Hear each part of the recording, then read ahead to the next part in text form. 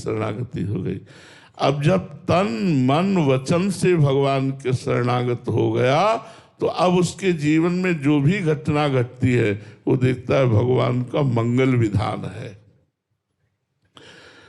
हमने शास्त्रों में संतों से सुना था असाध्य रोग होना भगवान की विशेष कृपा है, तो डर लगता यार असाध्य रोग जिसकी औषधि नहीं है, ऐसा रोग हो जाना क्या भगवान की कृपा होगी? शरीर स्वस्थ है तो हम आसन में बैठ रहे हैं, भजन कर रहे हैं, जब रोग हो जाएगा तो क्या भजन होगा? तो ये बात हमारी समझ में नहीं आती थी कि असाध्य रोग, पीड़ा युक्त देह, ये भगवान की कृपा है। लेकिन जब हुआ, दोनों किडनी फेल हो गई, बड़ा कष्टप्रद शरीर है, अब कृपा का अनुभव हो रहा है।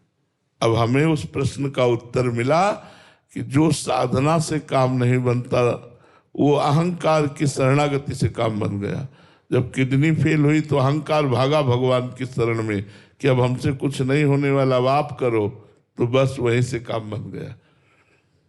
तो समस्त घटनाएं, समस्त परिस्थितियां जो मन वचन कर्म से भगवान की शरण में होता है उसको उसमें कृपा दिखाई देती है, मंगल विधान दिखाई देता है।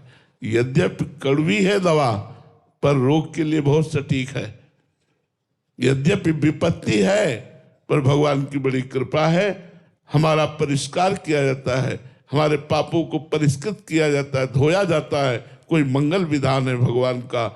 ऐसा मानकर जो हर समय जीता है वो भगवान का निज शरणागत है।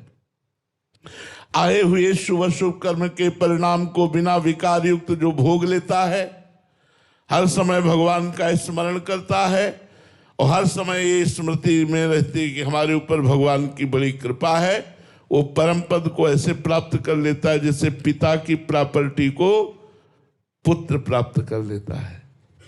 जैसे पिता की संपत्ति को पुत्र प्राप्त कर लेता है, ऐसे वो भगवान के परम पद को प्राप्त होता है जो हर समय भगवान का स्मरण करता है, आए हुए शुभ अशुभ कर्मों के परिणाम रूप सुख दुख को बिना विकार के भोग लेता है और हर समय मनाता है हमारे ऊपर भगवान की बड़ी कृपा, बड़ी कृपा। ऐसा जो वो परम पद का अधिकारी।